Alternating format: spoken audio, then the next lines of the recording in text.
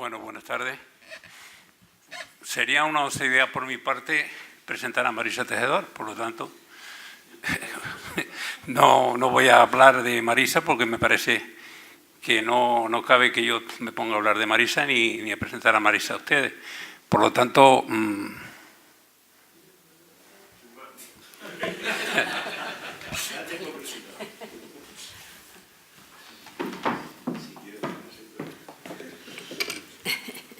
Muy bien, Vladi, mi niño.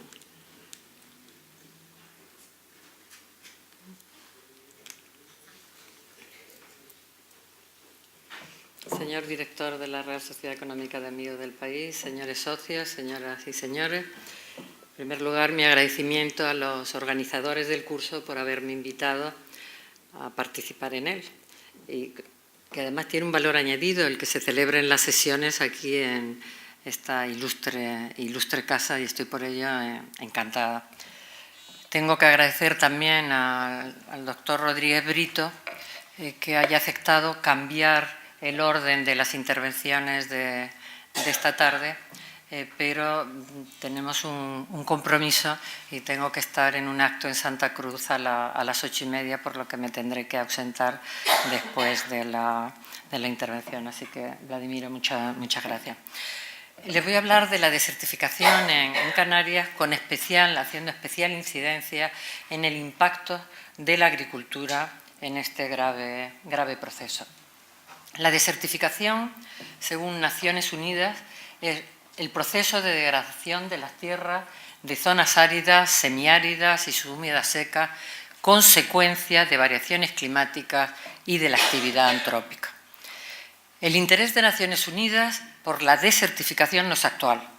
Ya en 1977 elaboró un plan de acción contra este grave proceso y al cabo de 2 o 3 años hizo un análisis y fue ese plan un auténtico fracaso. Eso llevó a que en la Cumbre de Río, en 1994, incluyeran una línea prioritaria sobre desertificación.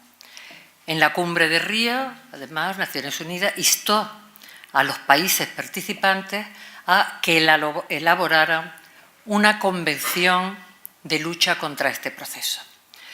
Esta convención se aprobó en 1994 en París. Actualmente hay 195 firmantes. España la suscribió en 1996 y entre muchas de las cosas que dice la convención está la obligatoriedad de los países firmantes a elaborar un programa de acción de lucha contra el proceso. España, después de muchos borradores, lo aprobó en agosto del 2008. Pero Naciones Unidas sigue muy preocupada por este proceso que ahora veremos algunos datos que son espeluznantes. Por eso, en la Agenda 2030, que se aprobó, como muchos de ustedes saben, en el año 2015, considera en esta agenda 15 objetivos de desarrollo. En el objetivo 15 incorpora precisamente la lucha contra la desertificación y la necesidad de detener e invertir la degradación de las tierras, entre otras cosas también porque tiene una relación muy directa con la pérdida de biodiversidad. Antes de seguir, y siempre que tengo oportunidad, me gusta hacer la diferenciación, insisto mucho en ello porque veo que el concepto no está claro, no lo tiene mucha gente claro. ¿Qué es desertización y qué es desertificación? En los dos casos, los dos procesos, el final es el mismo. Es la degradación de los suelos, la pérdida de productividad. Lo que el camino es distinto. En el caso de la desertización, esa pérdida de productividad, esa degradación de los suelos es consecuencia exclusivamente de condiciones naturales de una extrema aridez. Mientras que en la desertificación, además de condiciones climáticas extremas de gran aridez, interviene el hombre. Hay una acción negativa del hombre. Es a la desertificación, lógicamente, a la que me voy a referir. Desertificación, degradación de las tierras, es pérdida de la capacidad productiva. Ahora bien, ¿por qué se puede perder la capacidad productiva de un suelo? Pues se puede perder simplemente porque el suelo se vaya, procesos erosivos, y se desaparezca el suelo. O puede ocurrir que esa capacidad productiva se pierda porque el suelo pierde calidad. Pierde su calidad química, su calidad física, puede ser calidad química, pues una salinización fuerte, un aumento de concentración de sales, o sus propiedades físicas, que se compacte y el agua no puede infiltrarse, por ejemplo. ¿Puede recuperarse la calidad, la capacidad productiva de un suelo?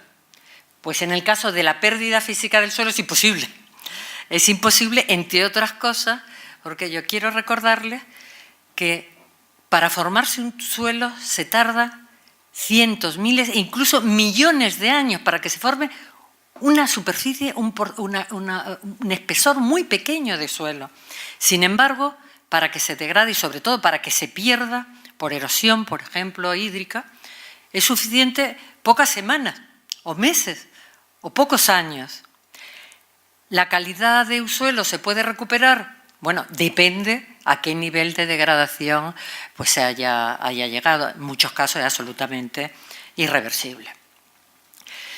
Aquí les pongo algunos datos que da Naciones Unidas para que se den cuenta de la gravedad del proceso. En este momento hay en torno de 6.000 millones de hectáreas del planeta afectados por este proceso, en torno a 1.000 millones de personas, una gran cantidad de países y muchos de ellos países de los más pobres del planeta.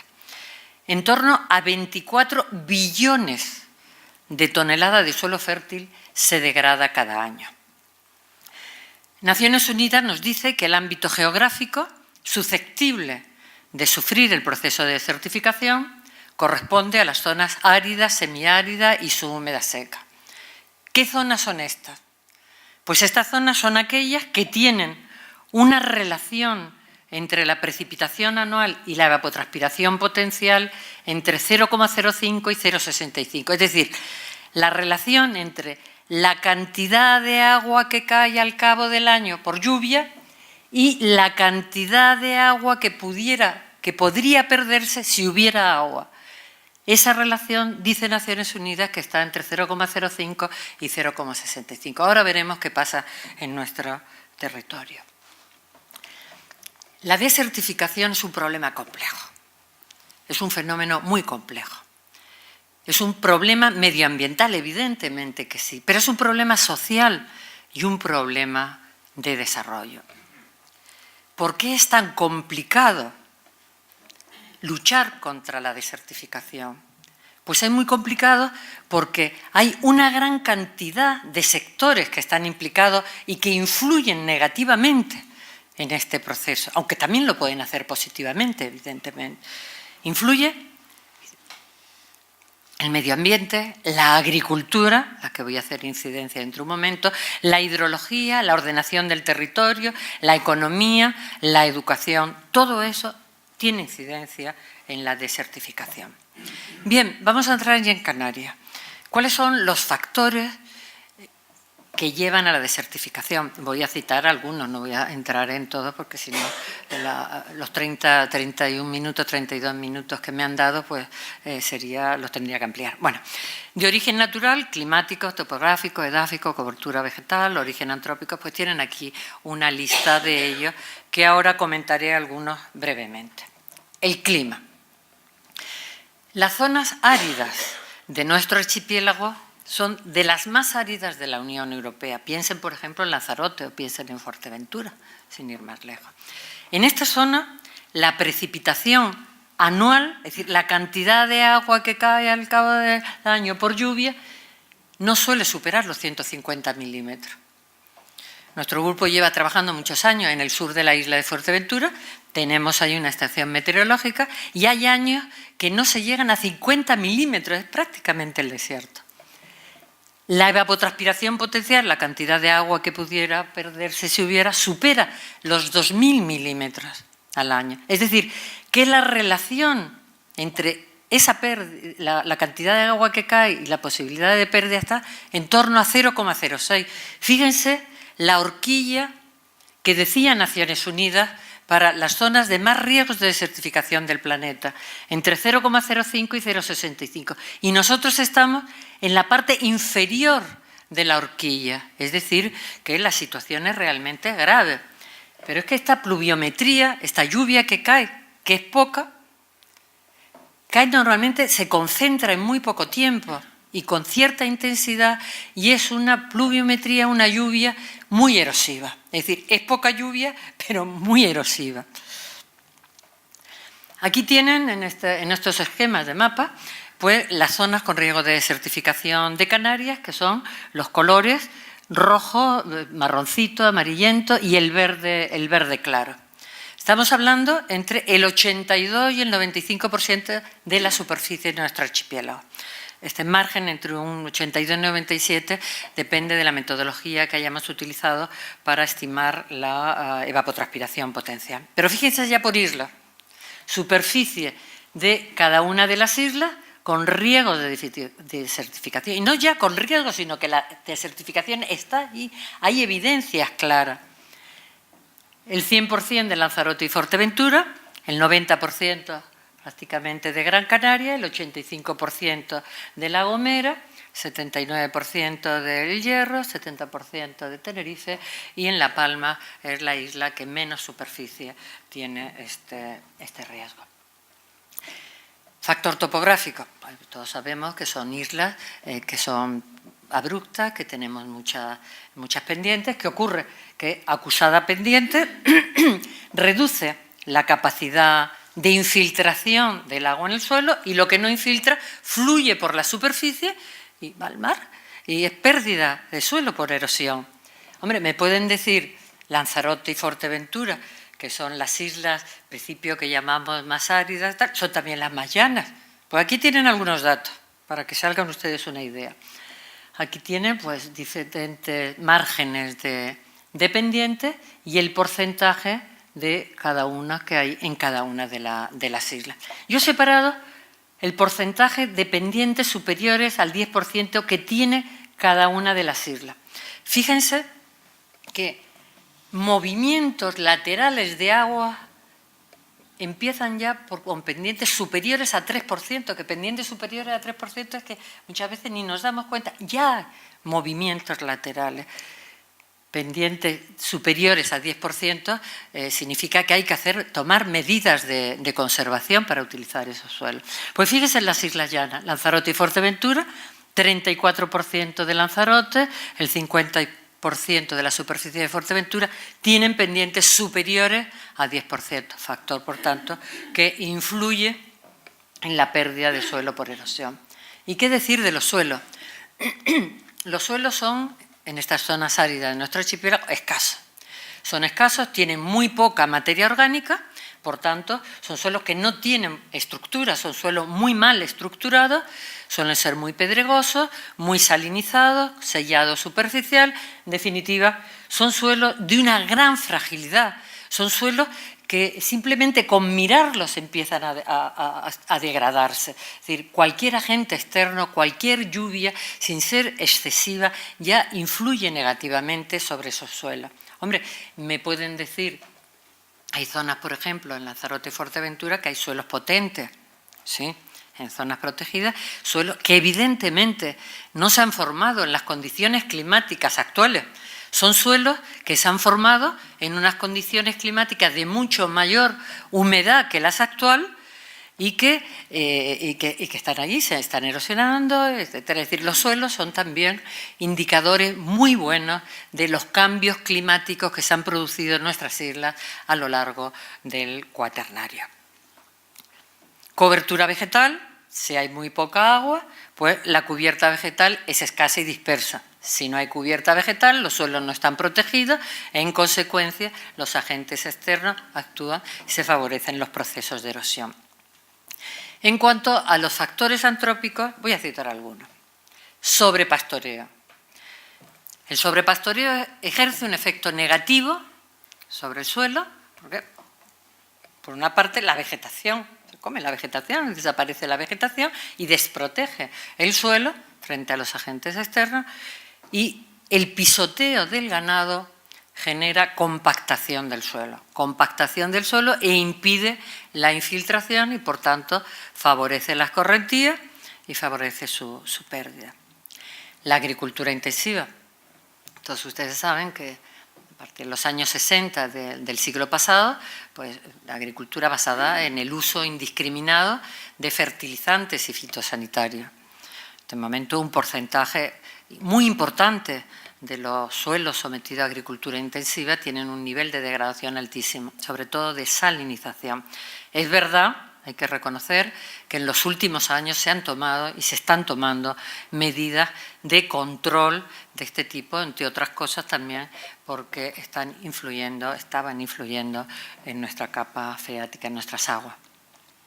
El abandono de los sistemas agrícolas tradicionales, ya lo comentaba el doctor Rodríguez Brito el otro día, estos sistemas, los arenados de Lanzarote o los jables de Tenerife o los jables de Lanzarote y de Fuerteventura, como muy bien explicó el doctor Rodríguez Brito, los dos son una cobertura, un material inorgánico en la superficie. La diferencia es que en el caso de Tenerife el jable son piroclastos pumíticos, mientras que en Lanzarote y Fuerteventura son arenas eólicas marinas, o las gavias o los bancales. Estos sistemas son conservadores de suelos y agua y han permitido a lo largo de nuestra historia el desarrollo de una cierta agricultura en condiciones de secano. Luego veremos dentro de un momento qué está ocurriendo con estos sistemas en condiciones de regadío. Yo creo que nunca estaremos lo suficientemente agradecidos a nuestros agricultores del enorme trabajo que han desarrollado a lo largo de la historia, porque gracias a estos sistemas, pues no todo sería un erial. ¿Qué pasa? Que en condiciones de secano estos sistemas, el rendimiento, era difícil, evidentemente, de competir con otros sectores, por ejemplo, con el turismo. Y se han ido abandonando y se han quedado en muchos casos como pues, una agricultura de fin de semana o personas mayores, ¿no? Pero tienen posibilidades, yo creo que tienen muchísimas posibilidades si somos capaces de usar correctamente los nuevos recursos hídricos que tenemos en la actualidad. Cambios incorrectos en las características de la superficie del suelo generan evidentemente también degradación. Por ejemplo, la eliminación de cobertura de piroclasto basáltico en la isla de Lanzarote, que eso lo estamos oyendo últimamente mucho, y me aterra. Es decir, en Lanzarote nos dicen, algunos, bueno, si nosotros usábamos la capa de picón porque conservaba el agua, ahora que tenemos agua para regar, ya esta capa no nos hace falta porque nos molesta para cultivar y recolectar. Es una barbaridad porque esa capa protege, actúa de amortiguación también de muchas propiedades y de muchos problemas que tiene la isla. De hecho, el Grupo de Suelos y Agua de la Universidad de La Laguna ha hecho experiencia quitando el arenado y, bueno, no quiero decir lo que ha pasado, es decir, se han salinizado antes de un año. Modificación de la cubierta vegetal, incendios, etcétera. Bien, centrémonos ya en los recursos hídricos. Las zonas áridas de nuestro archipiélago, todos ustedes saben que hay una escasez de recursos hídricos convencionales y como probablemente dentro de un momento el profesor Rodríguez Brito comentará, pues se limita a aljibes, a embalses, a maretas, a algunos depósitos y a pozos que las aguas están en general muy salinizadas, son aguas muy salobres. Por eso pues, se ha tenido que recurrir a nuevas fuentes de agua, lo que llamamos los recursos hídricos no convencionales, es decir, la desalación de agua de mar y también de agua de pozo y la regeneración de agua depurada procedente de las aguas de abasto. Yo soy de las que pienso que en estas aguas, en el uso de estas aguas, fundamentalmente de las aguas regeneradas, está la base del desarrollo de estas zonas áridas, sobre todo de la agricultura. Ojo, bien entendido que se haga con una calidad y un manejo adecuado, porque de no hacerlo con una calidad y un manejo adecuado, lo que se va a generar es una degradación. Y les voy a poner algún ejemplo. Vamos a ver ahora qué está ocurriendo en la isla de Lanzarote, una isla que lleva bastantes años, alguna zona, regándose con agua regenerada. ¿Qué está ocurriendo con el riego con estas aguas? Y vamos a comparar parcelas, todas arenadas con el picón, una regada y una sin regar. Vamos a ver qué es lo que está ocurriendo. Entiendo que hay muchas personas en la sala que no están al corriente de los parámetros que se utilizan para indicar la calidad de las aguas regeneradas, por eso me voy a permitir muy brevemente centrarme en este tema, pero indicando dos parámetros solo. Las aguas regeneradas, el uso de las aguas regeneradas, y fundamentalmente para la agricultura, para distintos tipos de cultivos, está muy bien regulado. Está regulado por un Real Decreto, el Real Decreto 1620-2007, está perfectamente regulado, una gran cantidad de parámetros y nos dice los niveles que tiene que tener cada uno para poder ser utilizado para un tipo de cultivo o para otro tipo de cultivo. Son parámetros químicos y parámetros microbiológicos. Me voy a centrar en tres parámetros solo: la conductividad eléctrica. La conductividad eléctrica de las aguas, lo que nos dice en definitiva es la concentración de sales que tienen las aguas. Es decir, si un agua tiene muchas sales y se riega el suelo con esas aguas, pues evidentemente se irán concentrando en el suelo y irá degradando por salinización. Normalmente cuando el agua de riego supera este valor de 700 microsiemens, hay riesgo ya de salinizar los suelos. Otro parámetro es la relación de absorción de sodio, que lo que nos dice en definitiva un poco es la concentración de sodio que queda absorbido por las partículas sólidas del suelo, que cuando supera un determinado valor ya se puede plantear problemas físicos en ese suelo. Normalmente cuando superan 6.000 equivalentes litros, ahí me sobra un menos en el 0,5, pues ya hay riesgo de sodificación del suelo, lo que implica problemas físicos en ese suelo. El tercer elemento que quería comentarlo y que veo que no lo he puesto es el boro. El boro es un elemento, es un micronutriente necesario para las plantas, pero que en cantidades pequeñas, cuando se supera un determinado valor, produce problemas de toxicidad. ¿Por qué cito el boro para el caso de las aguas regeneradas? Porque el boro procede del agua de mar. Fíjense que en las islas de Lanzarote y Fuerteventura un porcentaje muy alto, yo creo que más del 80% del agua de abasto es agua desalinizada. Por tanto, las aguas residuales son aguas desalinizadas y las aguas regeneradas son aguas desalinizadas. Y ese boro, y las aguas tienen memoria, ese boro que está en el agua de mar, que está en las aguas desalinizadas, se mantiene, si no se hace bien, en cantidades importantes en las aguas regeneradas y plantean problemas de toxicidad en los cultivos. Bien, el Grupo de Suelo y Agua de la Universidad de La Laguna lleva muchos años haciendo análisis del año 2006 de la calidad de las aguas regeneradas y de las desalinizadas también en la isla de Tenerife, en la isla de Lanzarote y en la isla de Fuerteventura. Y me voy a centrar ahora en la isla de Lanzarote. En esta tabla tiene una gran cantidad de parámetros y he resaltado esos tres que les he comentado en un primer periodo, 2006-2008, y luego veremos cómo ha ido la evolución. Conductividad eléctrica, es decir, concentración de sales que llevan las aguas, relación de absorción de sodio y boro. Fíjense que en todos los casos hemos puesto dos valores, que son los valores más bajos que hemos encontrado de conductividad eléctrica en ese periodo y el valor más alto en los tres parámetros. ¿Qué ocurre? Si nos fijamos en el primero de ellos, un agua regenerada de 660 microsiemens es un agua muy buena. Es un agua que su uso normal no plantearía riesgo de salinizar el suelo.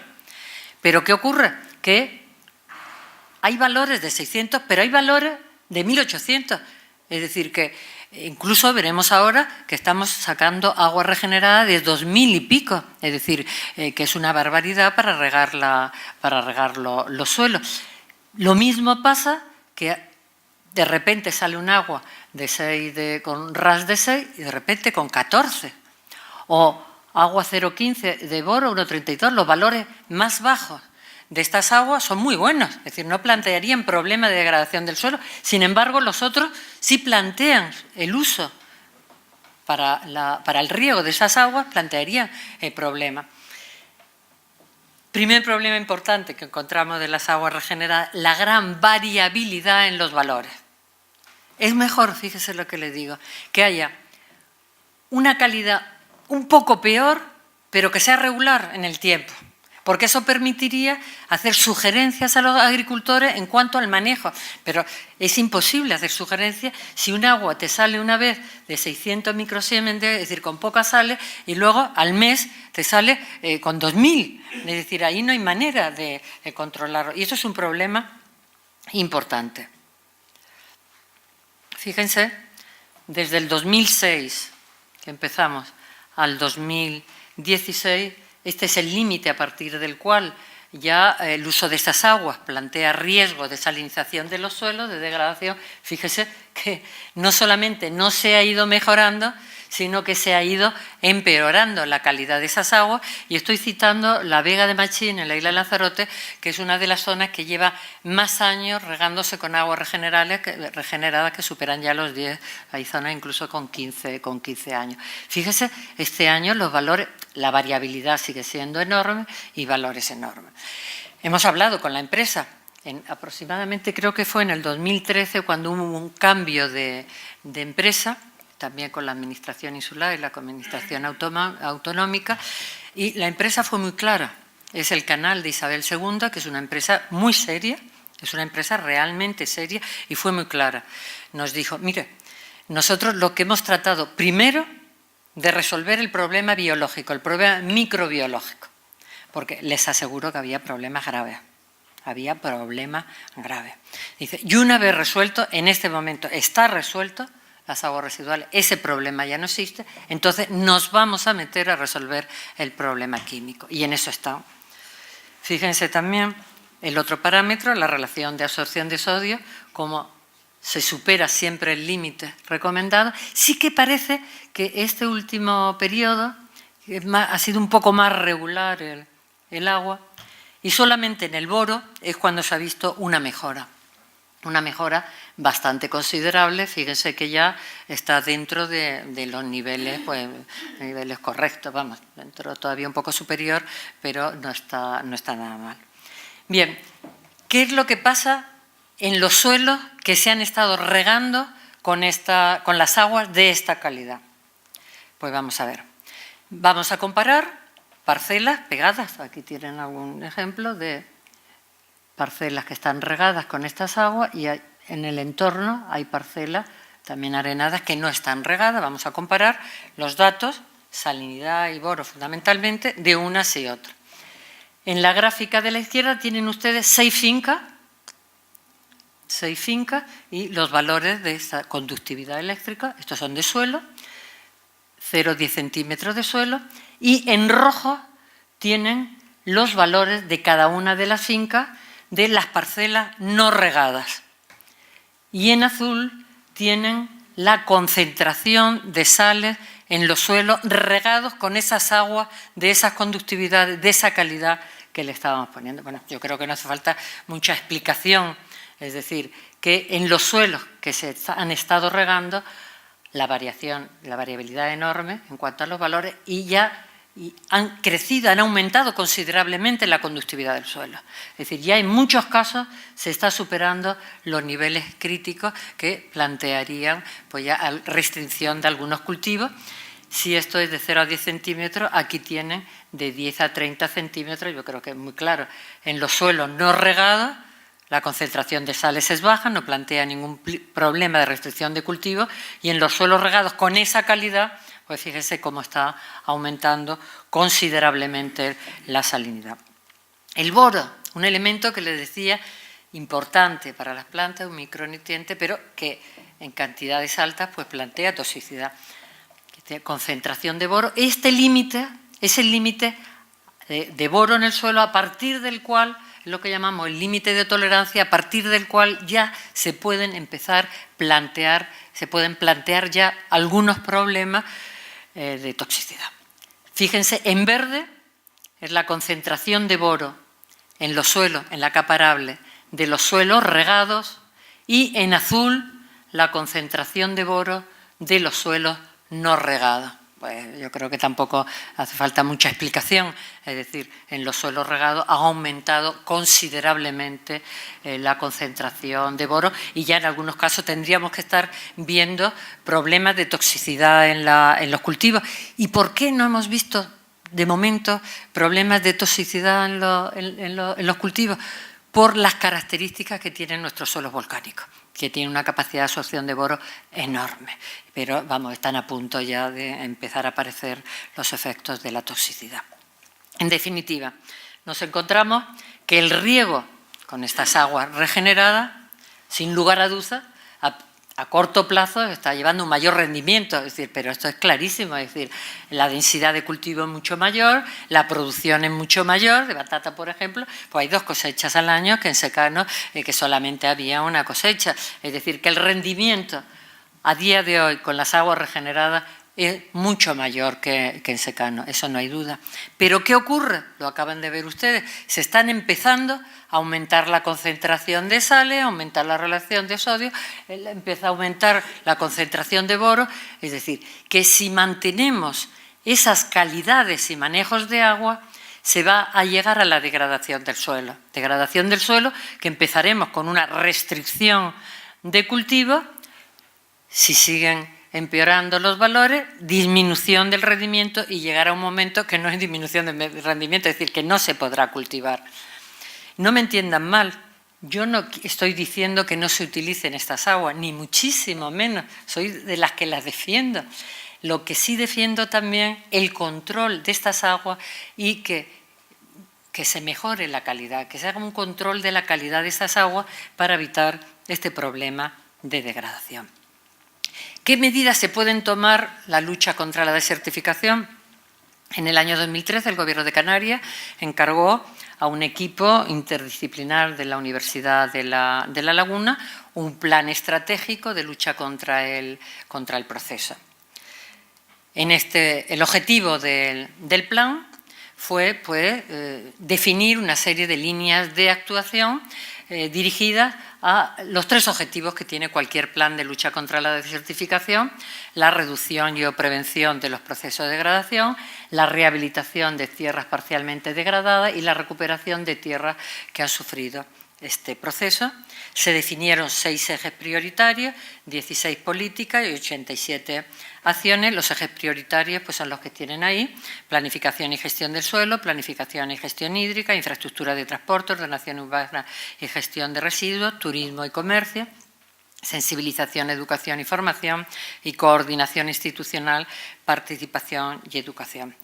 No se asusten que no voy a entrar ni mucho menos en cada uno de los ejes, pues yo creo que incluso en Internet lo pueden encontrar, simplemente 2 apuntes en 2 de los ejes: el de planificación y gestión del suelo, porque es evidente que el estado del suelo y su biodiversidad está directamente relacionada, está directamente afectada por el manejo y las técnicas, las prácticas que se utilizan. Algunos de esos manejos, algunas de esas prácticas generan degradación y otras, en cambio, actúan positivamente. Pues bien, en este plan se sugieren una serie de actividades, todas ellas en el sentido de revertir los procesos de degradación de suelo, evidentemente revertir la pérdida de biodiversidad. En este eje pues, se definieron actividades en el sector agrícola, en el sector forestal y en el sector ganadero, teniendo en cuenta que estamos en una jornada de agricultura, pues simplemente citar algunas de las actividades que se señalan: pues elaboración de un catálogo de prácticas y técnicas agrícolas sostenibles, o la recuperación de sistemas agrícolas tradicionales conservadores de suelo y agua, favorecer la introducción de cultivos agrícolas que permitan no solamente potenciar actividad económica en el contexto actual, sino también favorecer la lucha contra la erosión y la desertificación, en el caso, por ejemplo, de especies oleaginosas para la obtención de biocombustible, o el caso que antes comentábamos, antes de entrar en la sala, el potenciar los cultivos forrajeros que permitan reducir las importaciones de pienso. En este momento, el alimento del ganado, un porcentaje altísimo, no me atrevo a decir el 100% porque no lo es, pero un porcentaje altísimo se trae de fuera, todo, pienso, se trae de fuera. Fuerteventura, por ejemplo, en este momento tenemos del orden de 126.000 cabezas de ganado, fundamentalmente cabras, y se trae toda la alimentación de fuera, estando los suelos abandonados que con esos recursos hídricos no convencionales funcionan para el cultivo de forraje. Tengo que reconocer que el Gobierno ha puesto en marcha un plan forrajero importante. Un plan forrajero que está muy centrado, sobre todo en el tema de infraestructuras y en el tema de cultivo. Y creo que adolece un poquito de la parte del suelo, del seguimiento y control de la degradación del suelo, pero estoy convencida que en breve tendremos algunas reuniones y se podrán tomar algunas medidas al respecto. Y otro eje que quiero, y ya voy terminando, señalar es el eje quinto, que es sensibilización, educación y formación. La desertificación es un problema grave que existe en Canarias. Es un problema que debemos ser conscientes de ellos todos, y no solamente los científicos, todos los sectores sociales y también, evidentemente, la administración. Es necesario potenciar y desarrollar cada vez más programas de educación ambiental, programas de formación y programas de sensibilización, porque hay un gran desconocimiento sobre este proceso, pero un gran desconocimiento. Y termino ya recordándole que el suelo es un recurso natural no renovable a escala humana. ¿Que debemos utilizarlo? Evidentemente que sí, pero utilizarlo correctamente, que debemos conservarlo y mantenerlos en las mejores condiciones para las generaciones futuras. Y con esto termino. Muchas gracias.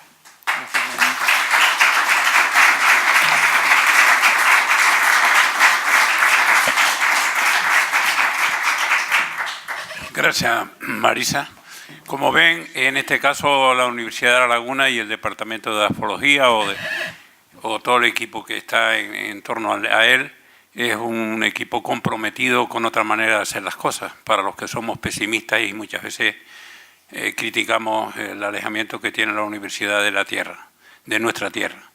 Por lo tanto, hay un debate vivo y un debate muy interesante que tenemos que sacar de aquí, de esta casa, que es enormemente enriquecedor que esta casa haga estos debates, pero tenemos que ver, como diría Pedro Guerra, contaminar a los que no están en misa ahora. Y eso es un trabajo que tendremos que hacer, a todos. Por lo tanto, como bien ha dicho Marisa, esto es un tema de una envergadura, porque cuando uno llega a Fuerteventura o llega a Lanzarote y ve cómo cultivos, sistemas tradicionales, están olvidados, marginados en cuanto al manejo del suelo. Y ahora la llamada modernidad cree que el riego es una alternativa. El riego, claro que el riego favorece, pero lo que hay que hacer con el manejo con el agua que utilizamos, hay que contar con el laboratorio y hay que contar con el mundo de la calidad del agua que utilizamos. Y ese tema no es un tema resuelto, pero no está resuelto ni ahí ni en la salud. Pero después hablaré yo. Ahora lo que quiero es que los que quieran intervenir con la preciosa intervención de Marisa, porque se nos va en un rato. 5 minutos. Venga. Pregunta. ¿Hay alguien que se anime? Piensen que ahora mismo se está desalando en Canarias un volumen de agua importante. Es decir, que de los 400 y pico hectómetros cúbicos que consumimos en Canarias, ya estamos desalando próximo a 300 hectómetros cúbicos. Y el 60% de esa agua Bueno, el 60% de los 400 y pico hectómetros cúbicos lo consumen las ciudades. El debate que está habiendo en el Tajo Segura es por 400 hectómetros cúbicos. Y estamos hablando de un continente y el debate lo tienen por 400 hectómetros cúbicos. Es decir, que en Canarias hay un volumen de agua que gracias a ese volumen de agua la población y el turismo y la agricultura tienen un volumen que es básico, su tratamiento y su uso. Por lo tanto, hablar de agricultura en Canarias, pero hablar también de vida en Canarias, no es mirar para lo que estamos haciendo con el agua.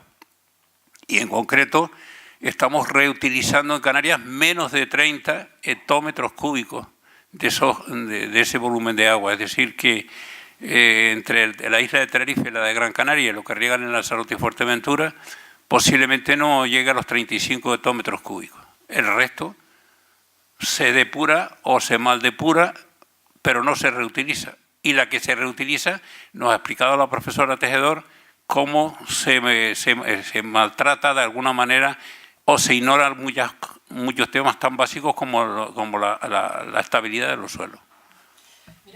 Mira, sí. Guarda, pregunta. Sí.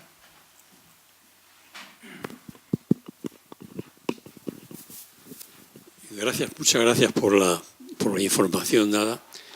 Se me ocurren dos cosas. Se ha dicho cómo generalmente confundimos desertización con desertificación, o que no sabemos realmente qué implica, qué es desertificación. Desde ese punto habría que incidir bastante en la sociedad, por quien corresponda, por quien tenga potencia para ello, para meternos en el conflicto. Y en cuanto al tratamiento de las aguas y a la calidad de las aguas, obviamente las que se depuran o se desalinizan depende de las empresas que actúan en ello. Y no sé si hay o debiera de haber un control eficiente para que el rendimiento en cuanto a la calidad de ese tratamiento sea el adecuado para no incidir en el destrozo que se puede causar por un mal tratamiento. Efectivamente, la importancia de la desertificación es sobre todo la acción del hombre, la acción negativa del hombre, que es donde podemos actuar.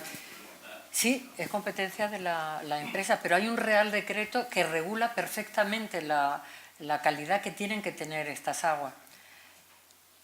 Le puedo asegurar que con frecuencia no tiene la calidad, las aguas que se utilizan para el riego, sobre todo las aguas regeneradas, no tienen la calidad que exige el decreto. Están vendiéndose en algunos casos aguas como terciario cuando son secundarios. Y hemos llegado nosotros a ver regar lechugas con esas aguas. Por eso ponía el ejemplo de Lanzarote, la empresa que ha habido en Lanzarote. La historia de las empresas de agua es muy complicada. La última, la del canal de Isabel II, una empresa muy seria, y realmente se lo ha tomado en serio esto, lo que en primer lugar está controlando la parte más grave, que es la parte microbiológica, y ahora está controlando la parte ya química. Entre las sugerencias que se indicaban en el plan estratégico, una de ellas es el control de las aguas, un mayor control de las aguas. José. Sí, bueno, en primer lugar, me ha gustado mucho la conferencia, me ha parecido muy esclarecedora. Pero me he quedado sorprendido de que no haya el suficiente control de la calidad de las aguas, porque hoy, si no me equivoco, disponemos ya de la tecnología y del know-how suficiente como para que las aguas tengan la calidad que se necesita, no solamente ya en la agricultura, sino para el consumo humano. A mí me sorprendió hace tiempo saber que en Namibia las aguas residuales se reciclan y se usan luego para el consumo humano, con lo cual deben de tener un nivel bastante elevado de control. Pero todavía no hace un mes vi un programa sobre el agua en la televisión, donde en Singapur estaban vendiendo botellas de consumo humano, que uno no distinguiría de las que nosotros compramos aquí en un supermercado para beber, y decían las personas que estaban al cargo de eso, las autoridades, que era agua 100% reciclada de desechos humanos. Vamos, que había pasado tales procesos de depuración y control que se podían beber con total seguridad por la población, y que iban a casi al 80 o 90% de ese tipo de agua para que la población de Singapur, que es un territorio muy limitado, pudieran beber. Entonces, cuando uno ve que en otros lugares se recurre a la desalación o a la desalinización, por cierto, sé que hay una diferencia, aunque no la entiendo muy bien, o no la recuerdo bien, entre desalación y desalinización, ¿verdad? Creo que la hay, ¿o no? Bien, en todo caso, se recurre a la desalación de mar, bien, no digo que no, y se recurre pues a las aguas que podamos recoger, digamos, y mantener para el uso. Pero también tenemos ese otro uso que parece ser que en algunos países del mundo muy punteros se está utilizando, de depurar las aguas residuales de tal manera que puedan ser usadas por la población humana sin daño ninguno. No sé qué tienes que decir a esto, pero bueno. Aquí no, de momento no es posible. Aquí de momento el Real Decreto no lo permite. En las aguas desalinizadas, en Lanzarote y Fuerteventura, son las aguas de consumo, las aguas de abasto normal. Es un problema de coste.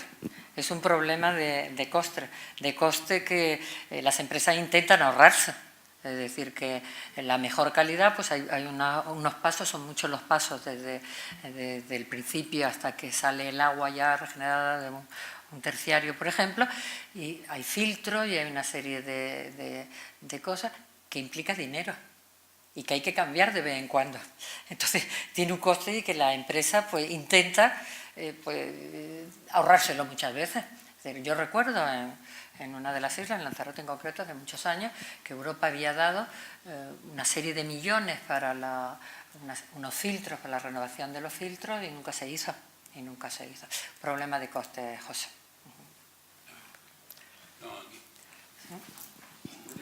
Sí, y un par de...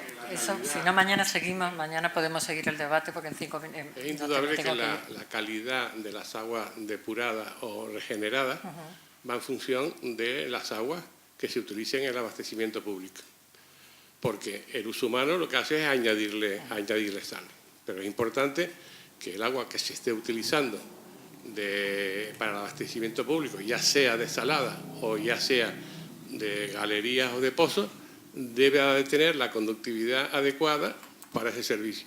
Y es verdad que en determinados ayuntamientos se está utilizando agua que no reúne las condiciones adecuadas, entre otras cosas porque es más barata. Claro.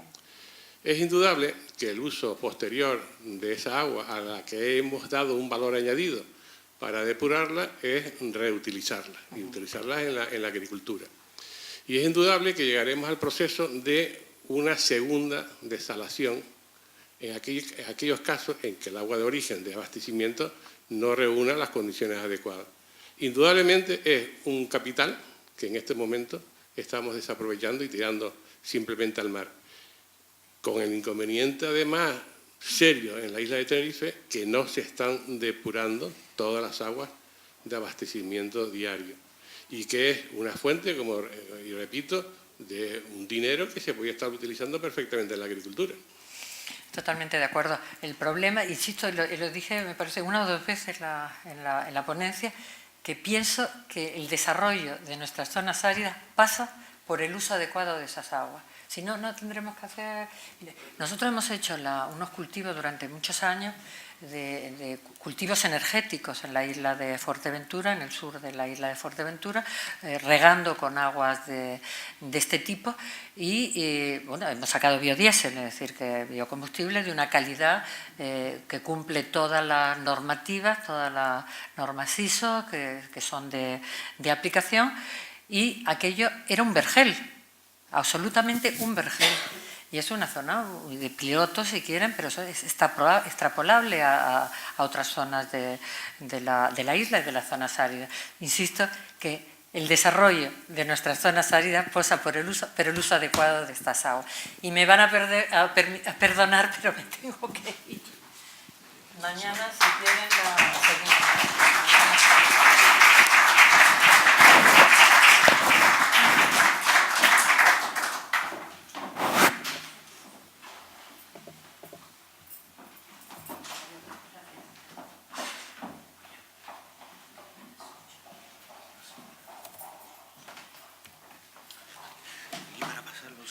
Solo tiene que darle a la barra. ¿Sí? Solo a darle. ¿Aquí? Sí. Pasa. Al darle, pasa al elegir. Bien, bien. Si quiere probar.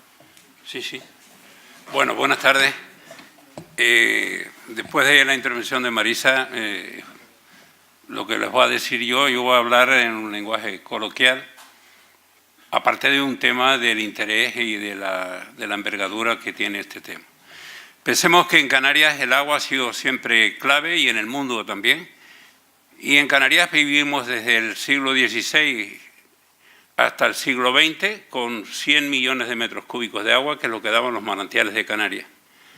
Lo que daba la naturaleza distribuyó la población en las islas y gran parte de la isla de Gran Canaria tenía la mitad de esa agua.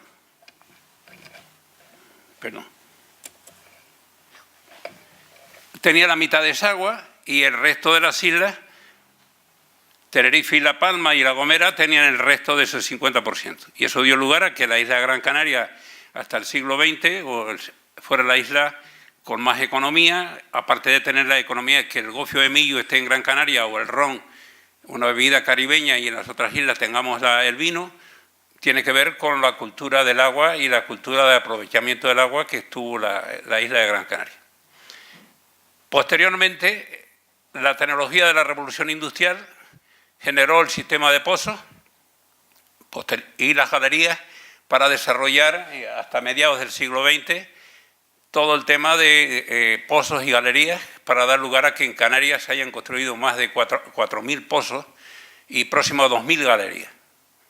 Eso da lugar a que en una isla como Tenerife llegó a estar construyendo 20 metros de galería en los años 70. 20 metros de galería, 30 kilómetros de galerías al año.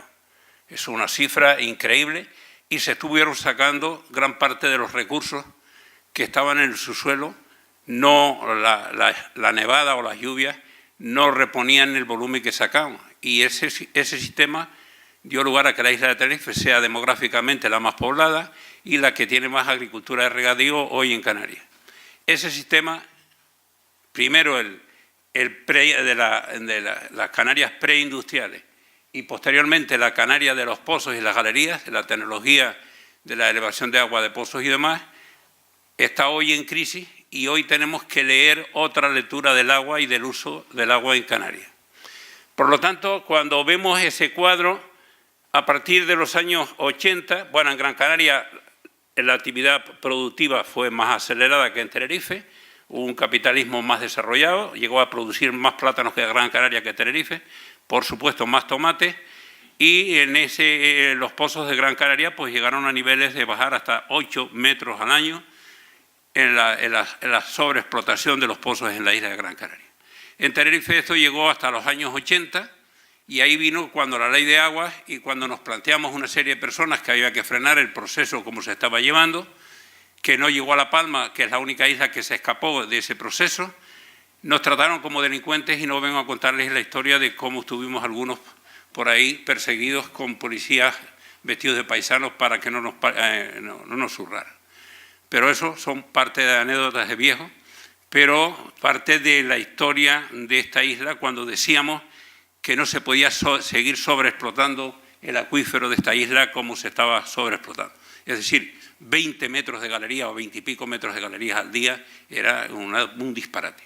Y eso dio lugar a que la isla tenga 1.700 kilómetros de galerías en estos momentos. Lo que viene al caso es que estamos en otro proceso, y estamos en otro proceso tecnológico y social.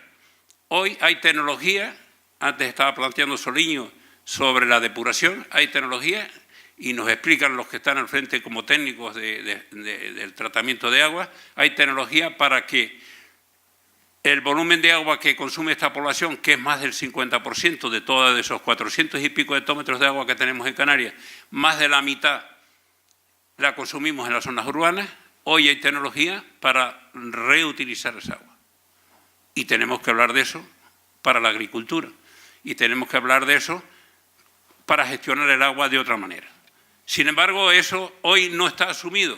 Yo he estado estos días en un debate en la Isla Baja, que el debate que hay en la Isla Baja es dónde poner la depuradora, o si ponen una depuradora con ranas saltando como las que hay en Bolico, que también la pusimos allí cuando hicimos aquello, es decir, una charquita, con eso llaman depuración natural, que posiblemente para pequeñas poblaciones es defendible y lógicamente es defendible, pero no para 10.000 o 12.000 habitantes que viven en la Isla Baja. Pero eso no, ese debate de la Isla Baja no lo traemos aquí hoy. Entonces, esta es la mayor instalación que yo conozco en Canarias para aprovechar agua de lluvia, para llenar un aljibe y que podía vivir un torrero. No siempre tenía agua el torrero de Alegranza, con ese aljibe que ven ustedes cubierta ahí, que está en el faro de Alegranza, para que con lo que llovía en Lanzarote, el torrero tuviera que... porque no había manera de tener agua de otra manera. Y de esta manera podíamos ver en Lanzarote, sobre todo, numerosos aljibes hechas en calada la tosca para aprovechar el agua. Era la cultura del aljibe. Leer en la parte noroeste de La Palma y Mazo y Fuencaliente, o leer el sur de Tenerife, donde dependían de las aljibes, había que ver las dificultades que había para mantener una pequeña población o tener ganado, por ejemplo, vacas o demás, con agua de aljibe. Por lo tanto, la tecnología primero de los pozos y las galerías y luego las desaladoras, pues ha sido un cambio de qué manera. Esto es una pobre aljibe de las miserias, pero había un planteamiento en Lanzarote que se construía el aljibe antes que la casa. Ahora las aljibes en Lanzarote están convertidas en garajes de los coches. ¿Cómo han cambiado las cosas? Porque ya creemos que la desaladora es un elemento mitológico que resuelve todo, cuando el tema del agua es un tema que había que tratarlo con el máximo respeto en todos los aspectos. Esto es en la isla de Tamarán, en la isla de Gran Canaria, en San Mateo, no hace 15 años. Todavía hay gente lavando en la sequía que bajaba por el barranco de Guiniguada. Piensen ustedes que el barranco de Guiniguada es el único barranco en Canarias que tiene 3 municipios, porque se hizo el trasvase de Tejeda, de Artenara, que decían que desde los Guanches, pero seguro que se hizo después de la conquista, para que el agua del barranco de Guiniguada, y eso dio lugar a que sea la zona donde hubo una actividad económica relacionada. Pero no olvidemos que cuando estamos ahora en debates del agua, incluso en la laguna, en los años 60-70 gran parte de las casas de la laguna no tenían agua corriente, pero el agua corriente en muchas zonas de Canarias llegó después de los años 60-70. Y es un tema quizás del mejor bienestar que hemos tenido en esta tierra, es el tener agua en la casa, tema que hoy no se valora. Yo tengo un debate con mis nietos de cómo juegan con el agua y cómo dice la madre que si puedes pagar el agua no la podemos pagar. Es decir, no hay una cultura de la escasez, de la economía. Antes, cuando yo vine a la laguna, los chicos de Lanzarote, Fuerteventura y del Hierro se sabía de qué isla eran, si eran de esas 3 islas, por cómo se lavaban los dientes y abrían el grifo. Eso ya en esta cultura del desarrollo se fue. Este era uno de esas referencias de la riqueza que había en Canarias, de Marcos y Cordero, que está mermando, ha llegado este año al máximo de merma, porque las galerías que hay, y eso que están paradas, porque La Palma es la isla que el proceso de sobreexplotación se ha parado, y se ha parado por varias razones, pero una es económica, porque lo que se hizo en Tenerife hasta los años 70, La Palma iba más atrasada, y se quedó con 200 y pico kilómetros de galería. Y eso da lugar, y luego que el agua en La Palma la están gestionando generalmente agricultores, cosa que en Tenerife hay una ruptura entre las galerías, quien vende el agua y quien consume el agua urbana, y manejada generalmente por empresas alejadas del territorio. Por lo tanto, el tema de las charcas de barro, de las charcas de barro que tenemos aquí en Bajamar, eso es tomar aceite.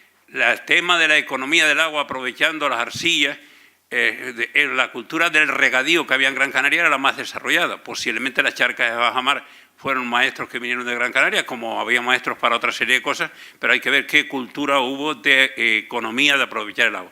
Ahora ustedes ven este barranco en Tamar Aceite y puede ser un peligro cuando vengan las lluvias fuertes, porque no hay ningún mantenimiento de todas esas instalaciones. Eso entra ya en el pasado. Y ahí ven esas charcas de esta zona que es de la más desarrollada de charcas de barro de Tamar Aceite. Y este era cuando el debate de la ley de aguas, hicimos este gráfico para tratar de explicar, esto lo hizo, creo que lo hizo Hernández Suárez, el que está por ahí, que es una de las personas que más sabe de agua en Canarias, por lo menos de tecnologías del agua de desalación. Y ahí ven ustedes cómo era Gran Canaria, esa campana, que planteaba cómo iba a llegar la catástrofe posterior a Gran Canaria, que no iban a tener agua para beber. Porque cuando llegó la primera desaladora en el 60 y pico, pero las desaladoras en los años 70, 80, se planteaba en Gran Canaria traer agua de distintos sitios, porque el tema de la desalación, piensen ustedes que se estaba desalando agua con 20 kilovatios, con 20 y pico kilovatios. Hoy se está desalando 1 metro cúbico de agua del mar, incluso con menos de 3 kilovatios. Hoy hay una desaladora que está en Buenavista, que está desalando agua del mar a 20 y pico céntimos la pipa, 40 céntimos la pipa, lo que quiere decir que se está desalando agua del mar con menos de 3 kilovatios. La tecnología de la osmosis inversa ha sido extraordinaria, pero eso no quita que tratemos eso cuando hay que elevarla. Por ejemplo, elevar agua, si se pone la desaladora de Valleguerra para traerla a la laguna, hay que ponerle más de 3 kilovatios nada más que para traer a la laguna. Por lo tanto, hay que hablar del agua también, y las galerías, y las zonas altas, y las zonas medias, y la depuración. Esta es la obra más bonita que se hizo en Canarias hasta el siglo XX, o a la entrada del siglo XX. Parece que la dirigió un ingeniero hermano de León y Castillo, de la presa de Arucas. Es la primera obra hidráulica que supera los 20 metros de altura, hecha con cal y piedra. Fue la presa de Arucas, la presa de Pinto, pero hay que ver el emporio que había en esa zona, en este norte de Gran Canaria, en acequias. Perdón, no, bueno, ya se me destartaló.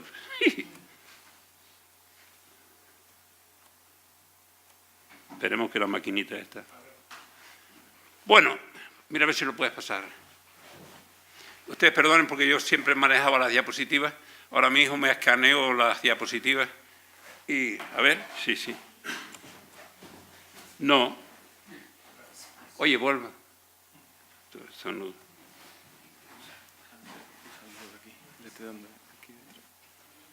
Adelante para atrás. No. Bien. Bueno, esa diapositiva que requiere una conferencia y estar toda la tarde aquí hablándoles de la evolución en Tenerife, de las galerías entre 30 y pico, cuando estaba comenzando las galerías de Tenerife, el número de kilómetros que tenía perforada la isla de Tenerife, y el año 75. Terminaríamos en toda la historia del esfuerzo que se ha hecho, un esfuerzo económico, pero hay que decir que ese esfuerzo económico, con toda la lectura que hay hacia la Plaza de Weyler y a los llamados aguamangantes de la Plaza de Weyler, es una lectura injusta. Porque en esta isla las obras que hizo el Estado para tener agua a los vecinos, para tener agua a los ciudadanos, fueron una desgracia.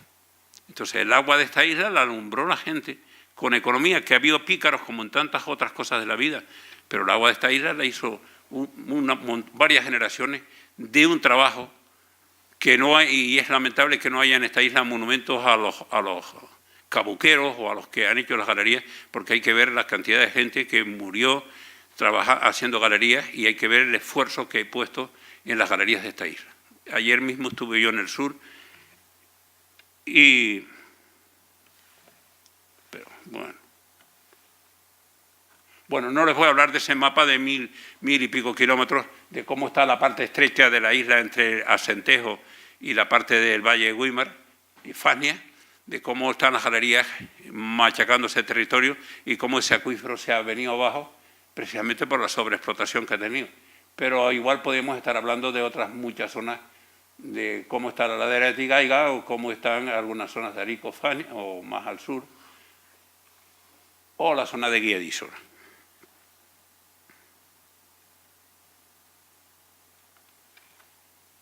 Esta obra la pongo ahí y de ahí podemos estar hablando un día.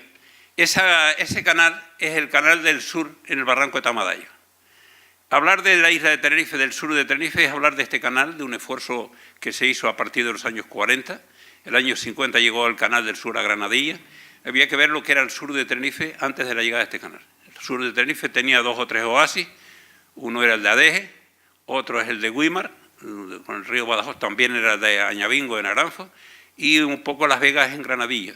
El resto, el agua, no había agua para nada, ni para beber, y hay que ver la pobreza en la que era el sur de Tenerife hasta que llegó ese canal. Ese canal que ustedes ven ahí, atravesando el barranco de Tamadaya, hay que ver, yo entré un día por ese canal con nubes, y cuando se fueron las nubes casi no salgo, porque hay que ver lo que hay debajo de los pies. ¿Entiendes? Hay que ver dónde trabajó esta gente para hacer ese canal. Y ese canal ahora mismo, no sé si está llevando mi pipa ahora, está sin tapar, al aire libre, y se utiliza, estamos inmunizados con el cloro, estamos inmunizados. Se utiliza para beber en parte de Arico, Granadilla, San Miguel, Arona, y se utiliza y lavamos los biberones y no pasa nada, o parece que no pasa nada. Pero era en una sociedad como la nuestra, que vamos a la Fitur con alfombras rojas, sí podíamos haber puesto una tubería para ese canal. Ese canal lo vendían sus directivos en €1 y no lo ha comprado nadie, ni lo quiere nadie. Solo se mantienen unos canaleros para sostener. Pero bueno, vamos a no hablar de política. ¿Lo ves? Bueno, ese es del Barranco de Tamadalla otra vez. Y este es el canal de Vergara, es la obra que más agua mueve en la isla de Tenerife en estos momentos. Esa galería está en La Guancha y llega hasta Aripe y llega prácticamente hasta Adeje, y por el norte llega hasta Los Baldíos. Es decir, esa galería es una galería que está en una zona que nadie ha pinchado para entrar ahí en competencia, y ha dado un caudal, tiene un problema de carbonato o tiene un problema de flúor, pero es la mejor galería que queda en caudal, manteniendo las zonas altas de la isla, si no tendríamos problemas muy superiores a los que tenemos en estos momentos. No voy a explicar estas gráficas de las galerías y demás, porque solo las gráficas requieren bastante tiempo. Esto es otro tema de las aguas aquí. Está la galería de Los Ángeles en Arico, la cal. Hay que ver cómo al precipitarse el carbonato cálcico, cómo hay que estar trabajando permanentemente y cómo estas galerías pues tienen los problemas que tienen. Pero prácticamente gran parte de los problemas que tenemos en zonas de actividades volcánicas, donde todas las galerías pues van, sobre todo en La Palma las aguas que tenemos son de mejor calidad, pero aquí hay una actividad volcánica en casi todas las zonas de principales productoras de agua de las galerías de Tenerife. Esta es la galería Olla del Cedro, que en estos momentos se está reutilizando una parte, o utilizando una parte, pero también es otra galería con problemas de calidad muy serias. Es una galería que está en Icó de los Vinos, la otra es parte de La Guancha hacia Boca Tauce, y esta está más mirando hacia el Teide. Y el problema es la calidad de las aguas. En estos momentos se está reutilizando parte de esta agua en la Isla Baja y en otros sitios, porque las plantas de tratamiento para tratar esta agua son relativamente caras y complicadas. Y este es el caso de la isla La Palma, en la que se ha conseguido una estabilidad, gracias quizás a doña Crisis, porque si no, en los últimos años no se está reperforando ninguna galería, se planteó frenar las reperforaciones en la caldera Taburiente y se ha estabilizado la producción de agua de las galerías de La Palma, porque hubo también un periodo bastante grave en los años 70 por la sobreexplotación del acuífero de gran parte de las galerías de los pozos de La Palma. Esta es los pozos del Barranco de las Angustias. Vean ahí que algunos bajaron por debajo del nivel del mar y dieron lugar a un problema de deterioro de calidad de agua y a ruina para la parte de la agricultura del valle, que este año pasado volvió a tener problemas, pero gracias en estos momentos a que la mayor parte del agua que disponemos en La Palma, piensen que es la única isla que no tiene desaladora, porque hay desaladoras en La Gomera y en El Hierro también, y La Palma sigue manteniéndose con el aprovechamiento de las aguas, posiblemente por temas biológicos de cómo se llegó más tarde al proceso. Vean, regando plátanos en Puerto Nao con aguas de mala calidad hace unos años, cosa que afortunadamente esta diapositiva ahora no se haría en La Palma. Yo no conozco que se haya lugares donde hacerla, porque hubo un momento de sobreexplotación de los pozos, sacando agua salobre y metiendo el mar y el agua salada hacia el interior de la isla. Y estas son las galerías de La Palma en torno a la caldera. Vean que están todas orientadas a partir de las breñas. Las breñas las tienen aquí. ahí en Las Breñas, y de Las Breñas hacia García, que es la zona que está dando más agua ahora, García, que luego viene por un canal hacia el valle, o a la parte de Punta Gorda de Fijarazzi, y luego la zona que ven arriba al noreste es Barlovento, que es de los municipios más ricos de agua de Canarias en estos momentos, pero no tiene campesinos. Los campesinos emigraron a buscar el mundo feliz y ahora pues no nacen niños ni quedan campesinos allí. De 3.000 habitantes quedan 1.000 y pico en Barlovento y no hay con quién regar. Es decir, eso no es un problema de la naturaleza, es otro problema. Es un problema de otros temas de cultura. Este es uno de los canales más bonitos que hay en La Palma, que saca agua del Barranco de las Angustias para llenar las balsas que hay fuera, las presas que hay fuera, y es parte de esa estabilidad que tiene en estos momentos en la agricultura de regadío en La Palma. Pero tampoco pensemos que estamos regando 5.000, en torno a 5.000 hectáreas, pero la isla ha perdido población y sigue perdiendo población. Es decir, que La Palma es el único municipio rural que no pierde población, es Punta Gorda. De los demás municipios rurales, incluido Fuencaliente, que tiene casi 2.000 camas o 2.000 camas hoteleras, sigue perdiendo población. Y luego queda el entorno de Santa Cruz de La Palma de población de servicios, en torno a las dos Breñas y un poco de Maso, y el resto pierde población, exceptuando los llanos. El resto de los municipios rurales de La Palma pierden población, por esa crisis que no es de recursos naturales, es otra crisis, otro tipo de crisis. Aquí ven ustedes en los años el agua y los plátanos. El agua y los plátanos, como hubo una expansión en el momento de crecimiento de las galerías, y vean que llegó La Palma a casi 4.000 hectáreas de platanera y Tenerife a 6.000 hectáreas de platanera. Piensen que ahora mismo hay un debate en Tenerife sobre la Isla Baja, que está consumiendo como 12 millones de metros cúbicos de agua al año, y el problema que tienen ahora en la Isla Baja es dónde poner la depuradora, porque todo el mundo tiene la pituitaria muy fina y nadie quiere que le pongan una depuradora cerca, cuando el tema es que en la Isla Baja de aguas urbanas se puede aportar un millón y pico de metros cúbicos, y la Isla Baja está demandando sobre 12 millones de metros cúbicos, y es razonable que reutilicemos las aguas negras. Y ahí entramos en un debate cultural, en un debate que tiene que ver básicamente con los temas culturales de esta tierra. Esto fue cuando se hizo el vertedero en Montaña del Aire. En esto estuvimos en una guerra muy seria y se lograron que lo llevaran Perico. Pero vean ustedes que el vertedero en Montaña del Aire, los que no éramos geólogos ni sabíamos de geología, intuíamos, luego los geólogos nos han demostrado, como la isla antigua está debajo y la isla joven que viene de la Esperanza cubrió esa isla antigua, y luego se hicieron los pozos y se ha encontrado una riqueza importante que está sacando muchos miles de metros cúbicos de agua, los pozos del entorno de la Vega, los entornos de la Vega no, los entornos del Rodeo, pero están bajando varios metros al año, y es una de las cosas que nos permite abrir el grifo, y que en mi casa mi hija, cuando los chiquillos juegan con el agua, pues diga que si es que no la puedo pagar. Pero entiendan ustedes que el agua aquí se va a poner complicada, sobre todo en zonas altas, por el descenso que están teniendo las galerías y lo que tenemos que hacer con el agua. Por ejemplo, en el caso concreto de las zonas altas, tenemos que reutilizar el máximo.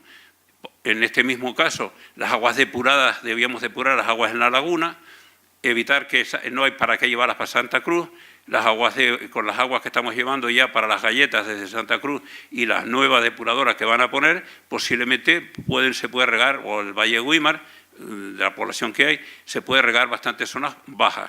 Y esta zona alta debiéramos depurar las aguas aquí y reutilizarlas aquí, como bien planteaba hace un poco Marisa, con aguas que todavía tienen un nivel de calidad y que las podemos reutilizar para distintos cultivos. Pero bueno, por eso vean ustedes que esta gente fue la única que nos acompañó en esa pelea, los vecinos de San Benito, porque los llamados intelectuales o medios intelectuales, o como queramos, decían que que el agua no había problema, que en Tenerife, con que lloviera o cayera una nevada en el Teide, ya teníamos resuelto el problema. Entonces fueron solo los vecinos del Ortigal, curiosamente, porque les daba mal olor la basura, con los que estuvimos peleando para que no se pusiera el vertedero allí, que al final lo llevaron para Ico.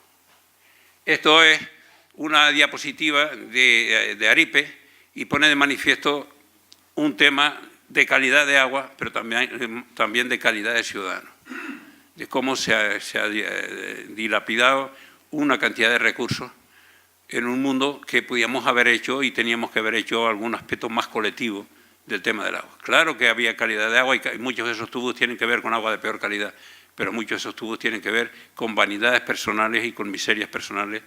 Y tal. Por lo tanto, eso lo van ustedes a Aripe y lo ven. Yo he llevado a Aripe personas de distintos lugares y nadie se cree cuando ve aquello de Aripe.